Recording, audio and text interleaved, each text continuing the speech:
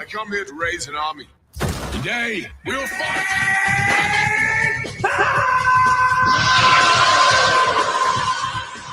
Feel the power.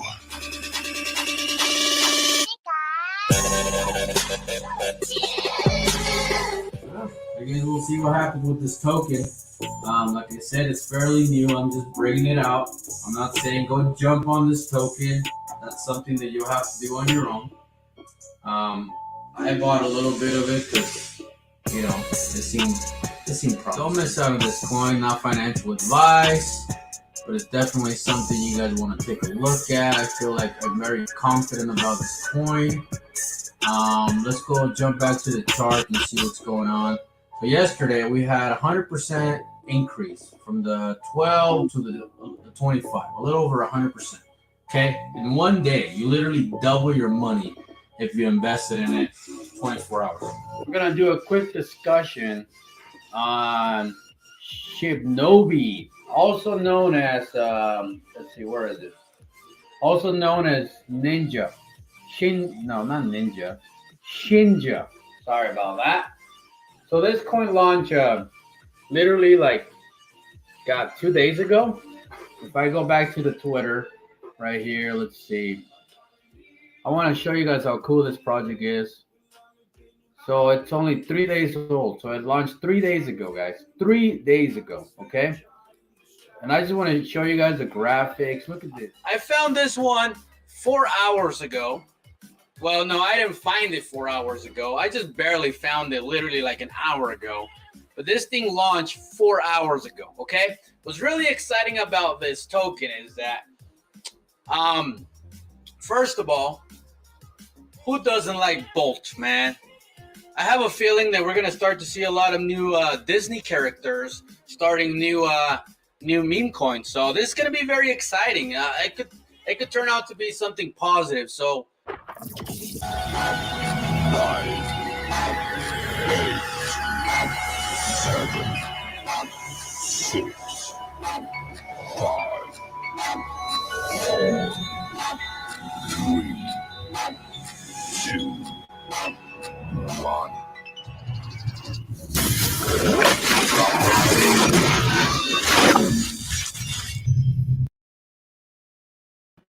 Welcome back to the channel, guys. This is Pablo Crow, and like always, this is not financial advice, but from all those little flips that you saw, man, we tend to find projects super early on this channel. A lot of us has made a lot of money, and I think we're on to something big here. The man that I got here so far has proven to be legit, has proven to be serious about his project. They're making big moves in the background, so I'm really excited to talk about Metamonkey AI because I personally been looking for a Metaverse project that I believe is going to be the next Tesla.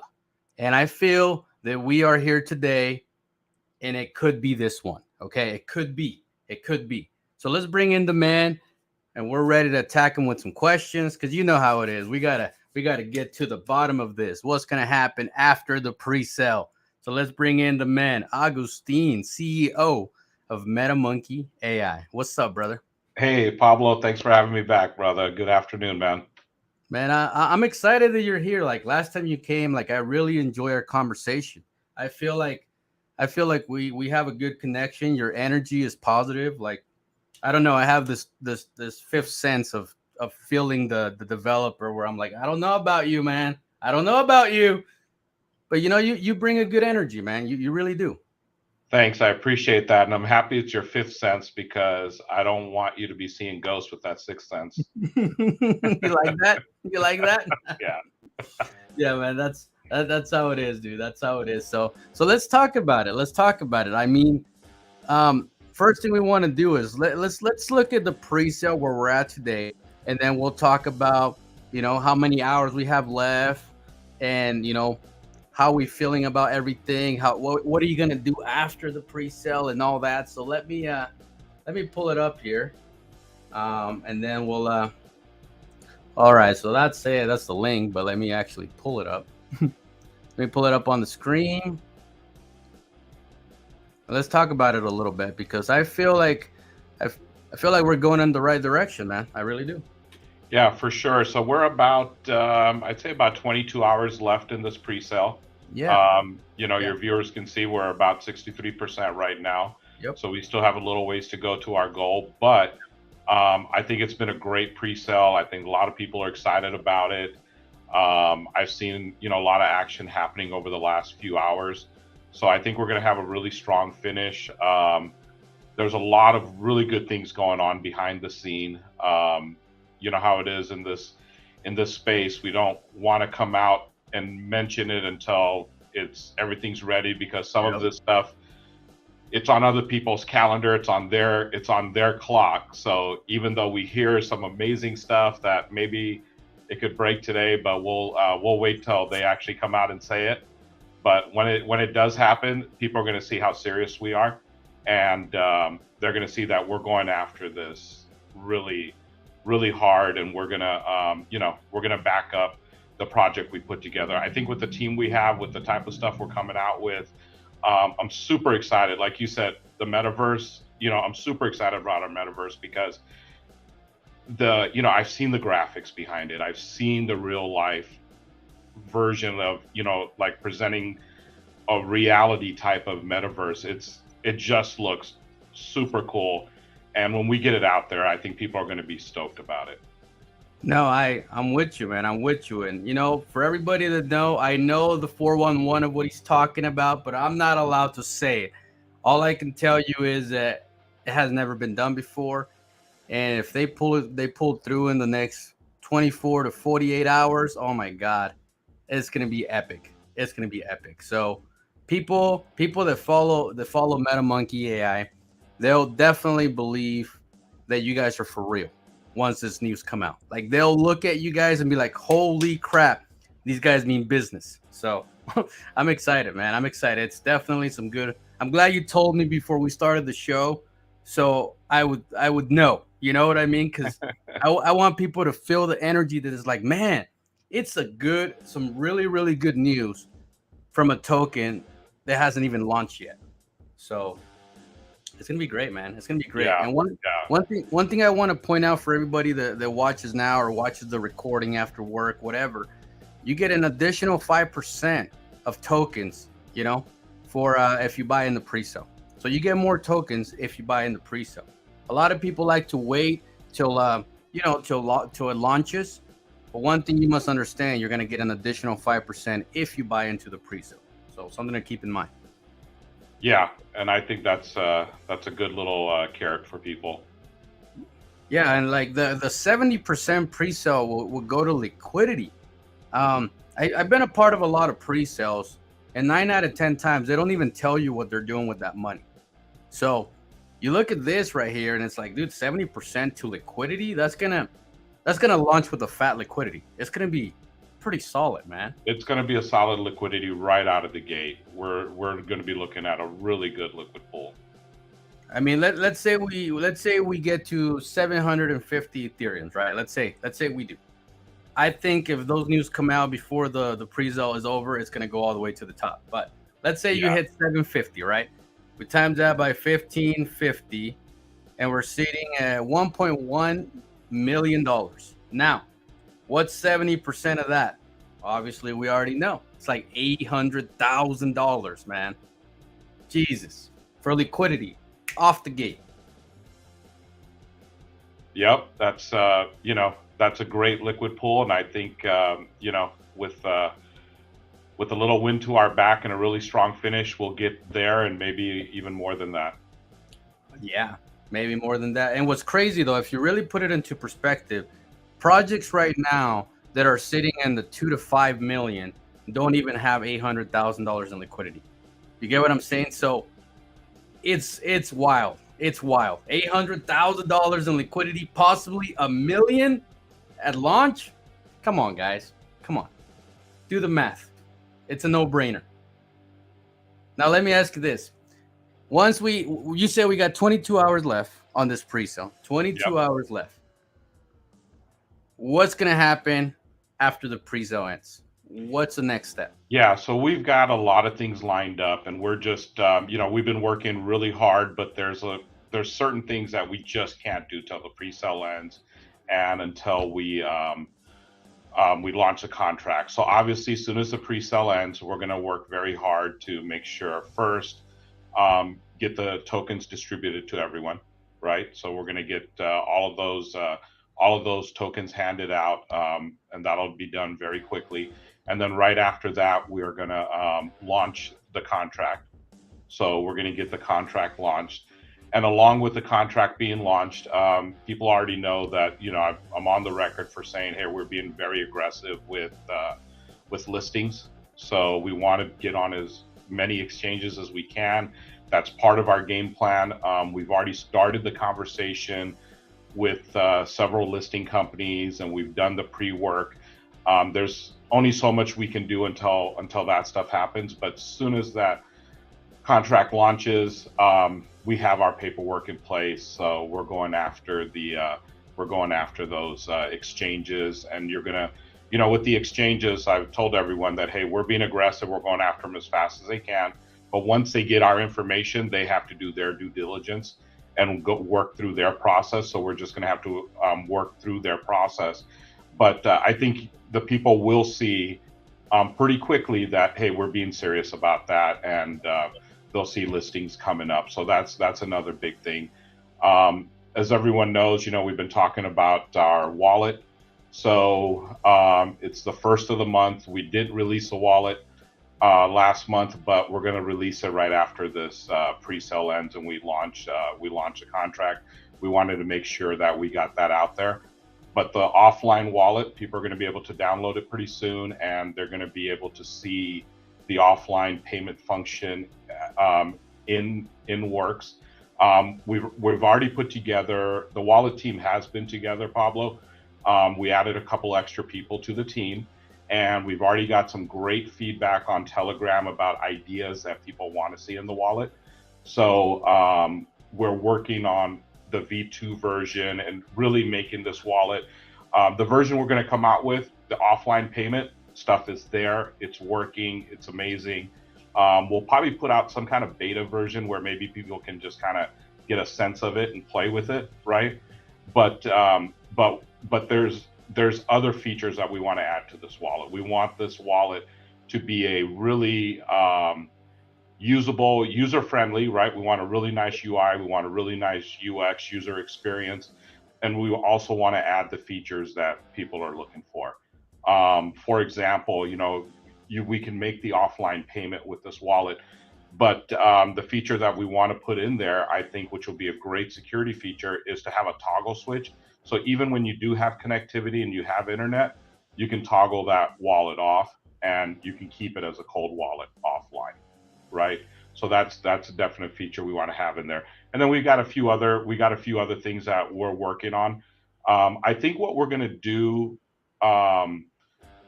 is we're probably going to put out something on our Telegram and maybe get some feedback from the community and get them to, maybe we'll put a poll together where they can vote on maybe some of the features they would like to see in a wallet. What do they have in other wallets that they really like? What's missing? Do some kind of poll like that. Once we get that poll, if we get some kind of consensus, we'll sit down with the tech team and put out some kind of roadmap, and then we'll come back to the community and we'll say, okay, we sat down, we kind of worked through this, here's kind of what we're working on, and then we'll draw out a roadmap of when some of those additional features can get there. So even though we have this very unique, one-of-a-kind wallet that has this offline payment, we still realize that, hey, there's a lot more that needs to be done to that wallet, and we're going to keep improving it, not over just the coming weeks, but the coming months and so forth, because in a lot of ways, you know, the wallet, I think it's a very good foundation for us. And I also think that the wallet is something we can spread around the world and go after different countries with the use of this wallet. So yeah, it's gonna get us a lot more recognition, and then the people that are into the space and are thinking about hey, investing in this space, it's another way to get our project information out. I agree, man. I agree. I want to do a big thank you to Taylor for the super chat. Pablo, I'm your fan. Let's go vote in Metamonkey. Hey, man, you guys got to realize, like, I have a track record of fighting early tokens. I mean, think about who didn't want to find Shinobi on day 2. Think about it. Who didn't want to find Volt within the first hour? Who didn't want to find all these projects early? And here we are on an early project once again. You know, Augustine is telling us about the wallet, the utility they're going to release right off the bat, right as soon as we launch. So you look at that, and they're targeting exchanges right away. So in the next 30 days, you might see Metamonkey AI on exchanges. How many? We don't know yet. But the fact that within the first 30 days that's going to happen, it's mind-blowing, because most projects don't even get on CoinGecko within the first 2-3 weeks. You know, they don't even get on CoinMarketCap. Like, they take forever. And here we're talking about all these listings right off the bat. You guys need to be excited for this, for sure.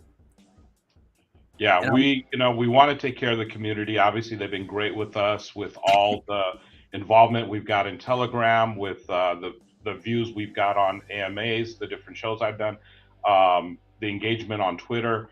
So, the community's been great with us, and that's really why we came here, because we wanted that engagement. So, and I know for the community, us being aggressive with our exchanges is really important to them. So we want to make sure that, hey, they're seeing that we're working at it. We'll let those exchanges make the announcements as they're finally ready to go live with it, but you'll see the dominoes falling. And I mean, look, I must say, all the marketing that has been going on before launching is crazy. It tells me that you guys have been paying out of pocket for everything. And I'm looking at all these YouTube channels, all these Telegram groups, all these Twitter influencers already talking about Metamonkey. And it blows my mind, because that stuff just doesn't happen very often. It's rare that a project does this. So, I mean, that gives you a little bit of security as an investor that the developing team is serious. And I like that. Yeah, I mean, just the listings, for example, on these exchanges. Some exchanges can be somewhat affordable, but some of these exchanges are in the tens of thousands, 50, 100,000, 100,000 plus. So there's a reason why a lot of projects don't come out like that. We're coming out with a wallet that's very expensive to develop. It's, in fact, it's one of a kind. No one else has got this offline payment capability. So that's something that's very expensive. We have a working metaverse. We want to get it ready for the Meta Mall, and we want to bring e-commerce there, and we want to use our functional NFTs and, start giving that new 3D immersive shopping experience, something totally new in the metaverse. We want to be one of the first ones to deliver that out there.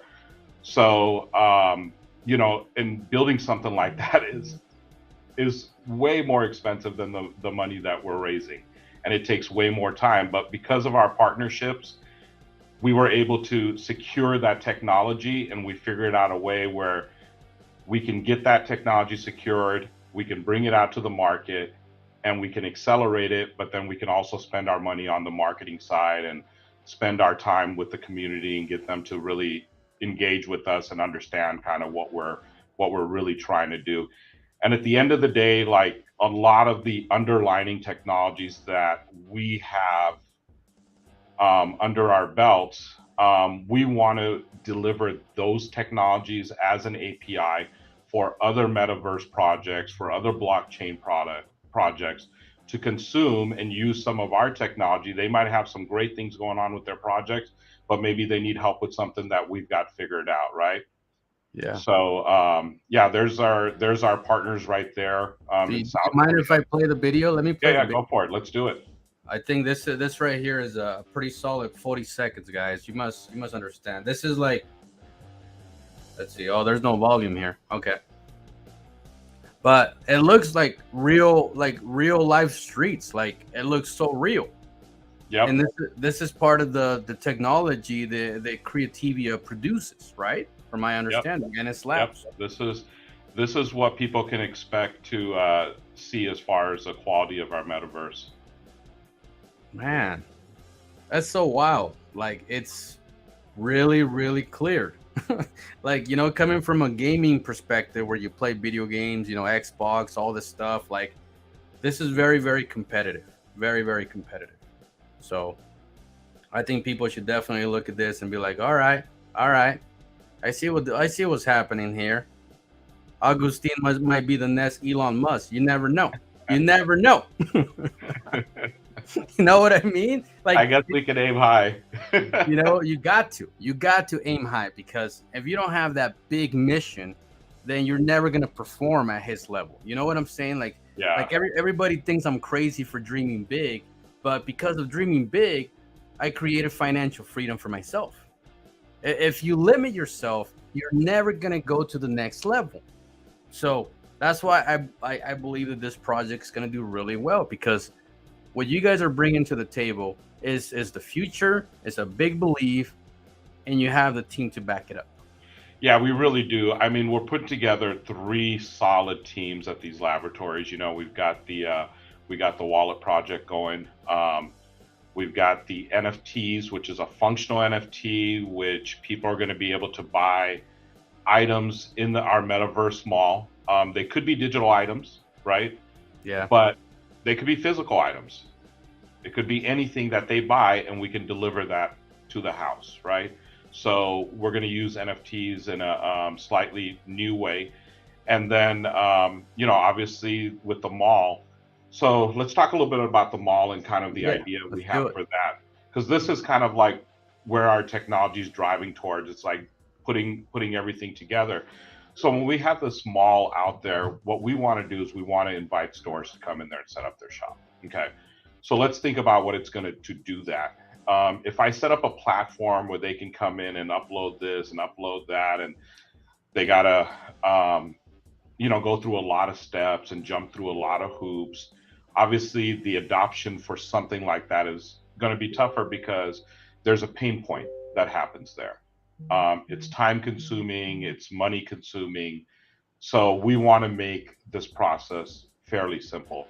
So this is where some of our underlying technology. So we're talking about AI for the metaverse, right? So what we want to do is we want our AI to be able to plug into a platform that they already could be using, and we can take the images that they have, we can take the data that they have, and we can basically create a shop for them with maybe a few steps, and then our AI kind of taking over and doing a bulk of the work, and then they could be launched in our platform.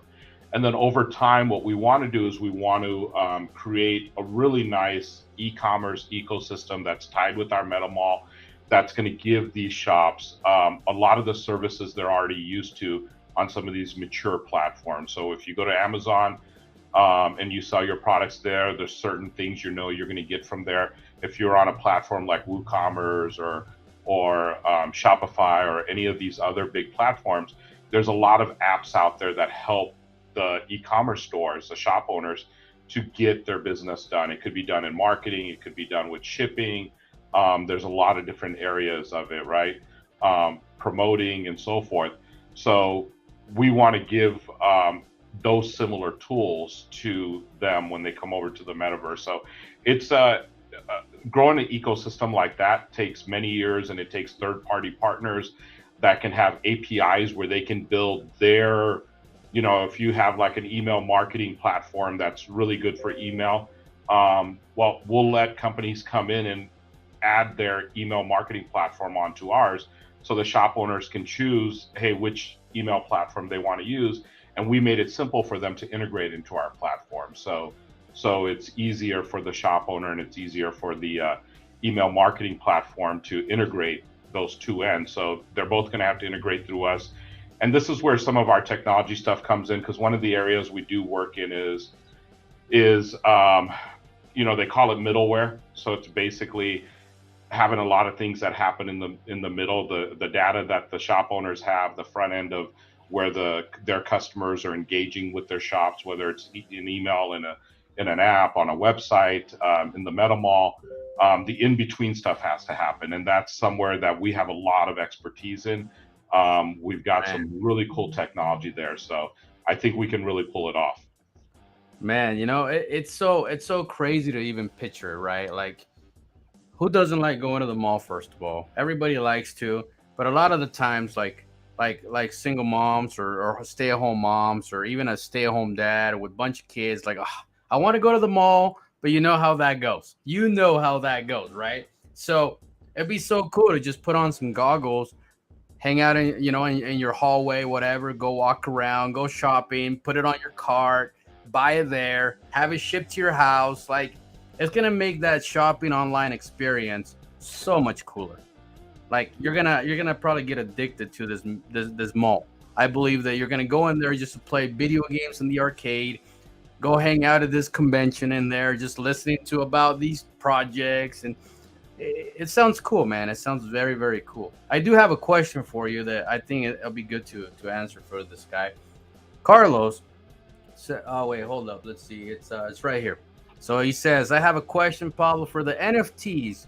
We need about 55K worth of value to be able to participate in the NFTs. Now, let's say we all sell some, but we maintain the amount required. Do we qualify, or do we just not sell at all? Yeah, so with the NFTs, so I think we're talking about the 1,000 Yeah. limited NFTs, not the functional NFTs that are going to do the e-commerce bit. So we've been talking about it, and what we're going to do is we're gonna make the requirements a little bit less for the people that jumped in on the pre-sale.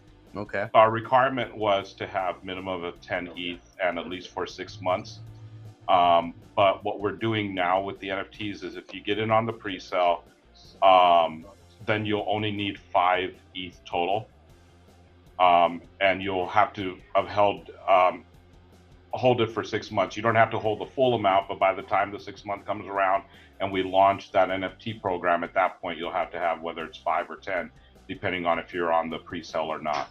So Okay. yeah, that'll be the requirement, and depending on where the math is right now, ETH prices are pretty friendly, so you might be able to get in at a less expensive price than it was several months ago, and hopefully, it starts turning around right after that, and the value goes up there as well. Okay, yeah, that makes sense. That makes sense. So you're saying, like, for example, a person buys half an ETH, right? Half an ETH right now in the pre-sale, and it turns into 10 Ethereums plus, and they're still holding, and they would qualify for the NFTs, right? Yes. Okay, Yeah. So beautiful. you don't have to buy all 10 of them right now, and you don't need to hold all 10 for the 6 months for you to qualify. Long as you build yourself up to that, and when the NFTs do come out, and you're at that minimum requirement, then you'll qualify at that point. No, that's really cool, man. And I just keep scrolling through Twitter, just YouTuber after YouTuber after YouTuber. Like, man, talk about marketing. Talk about marketing. It's powerful, and I always tell every project, I was like, look, man, if your marketing is weak, nobody's gonna know about you. It's that simple. Nobody's gonna know about you.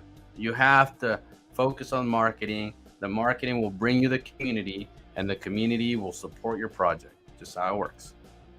Exactly. And that's why we decided, to go this route, because we really did. We wanted the engagement from the community, but we wanted to get the word out on Metamonkey. We wanted them to see the partnerships we had. We wanted the community to understand the type of technology we're talking about. I don't think, there probably has been a couple other companies out there that have come out with some really cool stuff, but I don't think there's been quite a project like this where we're partnered up with laboratories, with PhD students working on cutting edge technology, the best of the best, the newest stuff, technology that is just barely being created, like this offline payment thing, Yeah. right? Like a super realistic metaverse that you've seen some of the images on it, and we're going to turn that, okay, that metaverse exists, but now we're going to make it into a real project where we can do e-commerce and we can do business on, right? So a lot of our platform is really based around business. So whether it's giving people the ability to go shopping in the metaverse and buy physical items there and get a really good experience, or it's supporting other projects with technologies that we have that other projects can use, and other companies. It just doesn't have to be projects, it could be other companies out there that could use our technology to improve the way they're doing business today. That's kind of what our business model is. And I think it makes sense because we're going to have really cool technology. We do have really cool technology, and there's so many industries that are going to be disrupted because of this new technology that's coming out. We've seen it happen for the last 10, 20 years. There's disruptions all the time. Well, get ready. The metaverse and Web3 and blockchain. A lot of people look at blockchain because of cryptocurrency, and they see blockchain as cryptocurrency, but crypto is a blockchain, but blockchain is not cryptocurrency. Blockchain could be crypto anything. It could be crypto medical data. It could be crypto data. So if you don't want your stuff centralized, like right now, if you think about like medical information, right? It's your insurance company that has all your medical stuff. Yeah. Okay. If you're with Kaiser or with Blue Cross or something like that, you go to the doctor and you go to that doctor, they have your medical information too. But if you happen to be on vacation somewhere, right, especially if you're out of the country, well, who has your medical data? And if you get ran over and you're half out of it, how are you going to tell them what medication you're on, this and that? Well, with crypto medical data, right, we can do that. We can put that in a blockchain. It could be controlled by you just the way you control your cryptocurrency. And then that data is held by you. It's not held by some central organization, and that, gives you ownership to that. So the technology we're talking about is going to be extremely disruptive. It's going to change a lot of things, and I think we're going to be in the forefront of some of those changes. Wow. I have never even thought of blockchain working like that. Like, we're so used to like, what token are we buying with this blockchain, but the whole idea of putting information on the blockchain is pretty wild. It's pretty wild, especially when mass adoption comes. It's gonna be crazy. You might be able to just walk around with your phone and a QR code, and they scan it, and you can buy chips. You can go to the doctor and they can scan it and pay the doctor bill. Like, we don't know how big this is gonna get. We just know it's gonna be big. And what Metamonkey is doing, they're literally setting up the pavement for the future to come. You know what I mean? You guys are coming in and say, you know what, we focus on all this stuff in a business aspect and the background, and now we're gonna bring it into crypto with our own technology, our own blockchain, and all that. Oh my God, man! Oh my God! If people don't see it right off the bat, they're crazy. They're crazy. Yeah, we've already, due to some NDAs, I can't talk specifically about who the company is, but we've already started talking to some people in the medical field. I mean, this is a huge player in the medical field. Everyone on the show has heard of this company, but we're working a lot of different angles behind the scene. And once we have the thing solidified and we've got the product put together and it's getting really close to coming to market, then we'll come out and make those announcements. But there's a lot of behind the scene work that goes into this, and people will see. I mean, if you look at our roadmap, there's a lot of things listed on there, and they'll see dominoes being knocked down.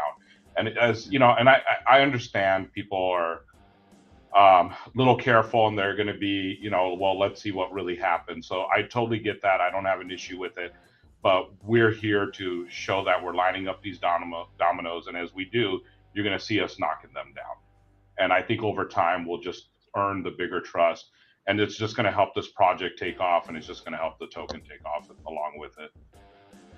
Man, that's so bullish, man. Let me ask you this question from Devon.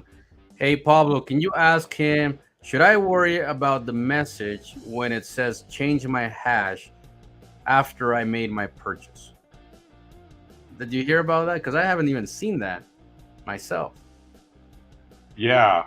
I'm not too sure exactly what he means by that. What that is, yeah. The Devon, you should have bought it. Hopefully you bought it at the right place. You know what I mean? Hopefully you follow the pin at the very top of the chat and you bought it through Pulu, and you shouldn't get a message that says change your hash. Like I didn't get it.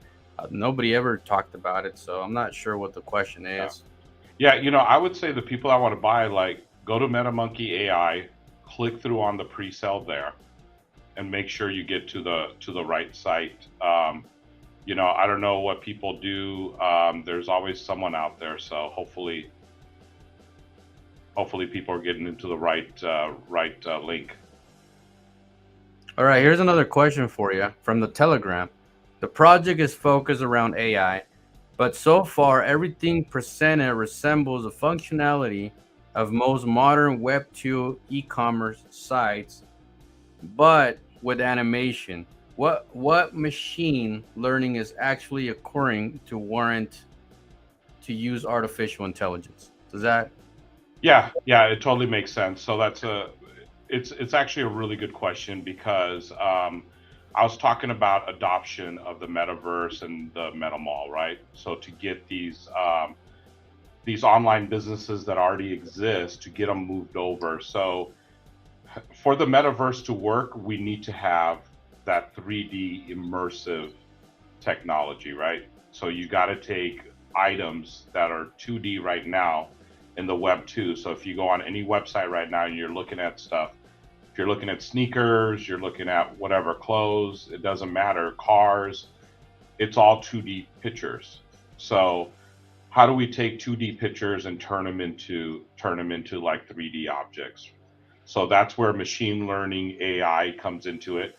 Part of AI, so AI is a very large encompassing term, and there's a lot of technologies that goes behind AI. So one of the big technologies behind AI is called computer vision or machine vision. So its ability, computers work under the hood, they work differently than the way our brains function under our skull, right? So the mechanics are different in both of those things. But what we're trying to do with AI is we're trying to get a machine to mimic the way a human brain works, right? So if you show a young artist and they draw a box, and then you show them like maybe how to draw a 3D looking box on a piece of paper that's still two-dimensional, well, a young human can figure that out. At a very young age, we can show them, hey, do it like this, do it like that, and they kind of get it. So that's what we're trying to do with computer vision, is we're trying to show them like, hey, a representation of a 2D item, right? And then we're trying to say, okay, here's what it should look like in 3D, and give it some parameters and let it try to work from there. So that's, I think that's where the question is going towards. It's like, how are you going to use your AI to transition the stores to go from a Web 2 to Web 3? And just because they come over to the metaverse doesn't mean they're going to leave their e-commerce store. Their e-commerce store, I'm sure, is very successful. They'll keep it there. This is just a new channel for them, right? It's another channel, and it'll be a growing channel as the metaverse grows and more shops move over there. Then the money they're going to get from this new channel in the beginning might be a small percentage of their total revenue, but as the years go by, it could actually represent a large portion of their revenue. That makes perfect sense. I have another question for you. This is the team planning or willing to buy or invest in Metamonkey AI on the public launch? Okay, so we discussed this as a team, and here's what we decided to do. So the team is not holding any tokens whatsoever. Okay, we are not holding tokens for ourselves. Okay, the only tokens that are being held is 20%, and those tokens are specifically for getting listed on these exchanges, because we have to provide the exchanges tokens, and we're going after a lot of exchanges, and we're going to go after some pretty nice exchanges. So they're going to need our tokens in order for those exchanges to work. So that's happening. Outside of that, we are not getting any tokens whatsoever, and that includes us not purchasing the tokens as well. So the core team members have all committed and said, we're not gonna buy the tokens. We're not gonna hold the tokens for ourselves. There's a lot of projects out there that have held a lot of tokens, and I think it's scary for investors, and they worry about something like that. So we feel, we want to be um, transparent, and we want to do certain things ways that we feel like it's better for the community. So that was one of those decisions we made. All right, here's another one for you, man. The questions are coming in, they're rolling in. So you can tell people are excited. They want to know more and more and more about the project. So the next one, token burns. Is there any plan on tokens being burned in the future? Yeah, so we talked about those 1,000 limited edition NFTs where you have to hold a certain amount of tokens for a certain period of time. So the way those NFTs are going to work, the people that donate into that NFT program, um, they're gonna participate in what the company does. So as as a company is doing business and it's getting revenue from that, we're going to take 30% of that revenue, and half of that 30%, so 15% of it, is going to be shared with people that participate in the donations of the NFTs and so forth. So they'll get that, and then the other 15% will be used to purchase ETHs, and then the ETHs will be used to purchase our tokens, and then those tokens will be burned. So in an example where, let's say, there's a number of $10 million, then 30% of that would be 3 million, and then 15% would go back to the NFT holders, and 15% will go to burning the tokens. Beautiful, beautiful. That's very good. Got another one for you. Here, let me change our position. Does the portion of the sale from the Metaverse Mall shops go back into the Metamonkey AI token?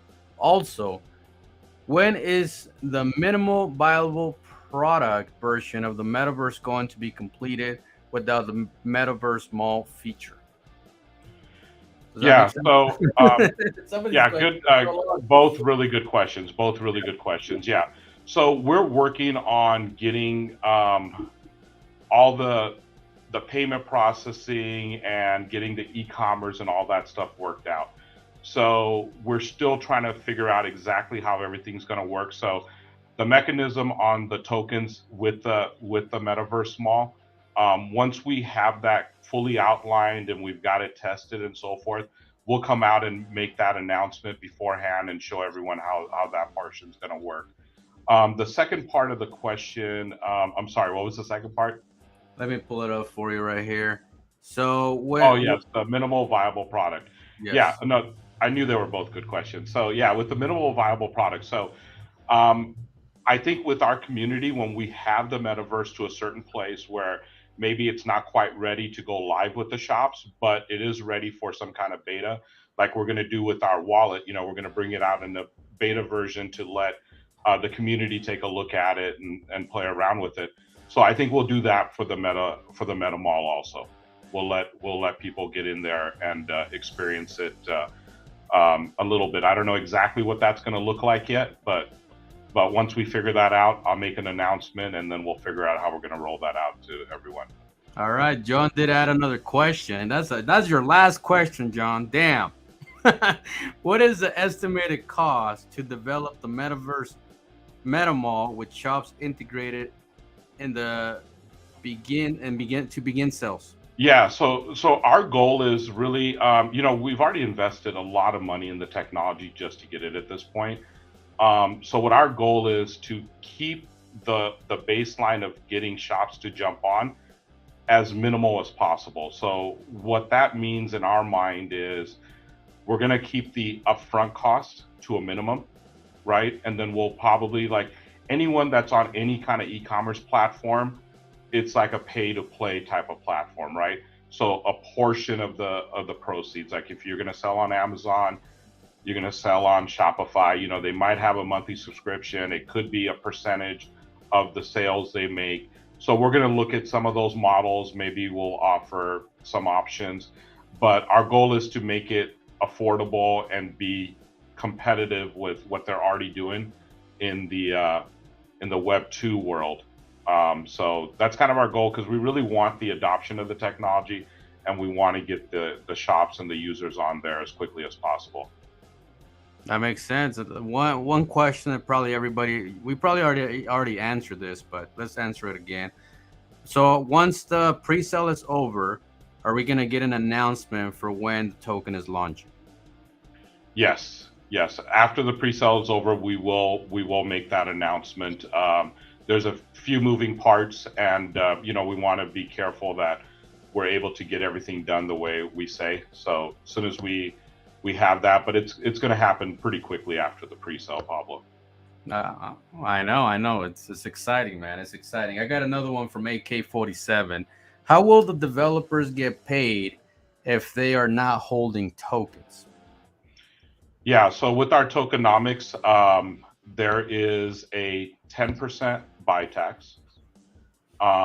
There's an 18% sales tax. Let me explain the 18% sales tax. The 18% sales tax is only for the 4 weeks after the launch. So 11% of that 18 is going to go to liquidity. After that, it goes to 10% on the sales tax as well. So 3% of the sales tax goes into liquidity, and then we have the dev wallet for 2%. We got the marketing wallet for 1%, and then we got the AI Web3 technology wallet for 4%. So those are the money that's coming into the project to help us basically get these projects launched and get them out there as quickly as possible.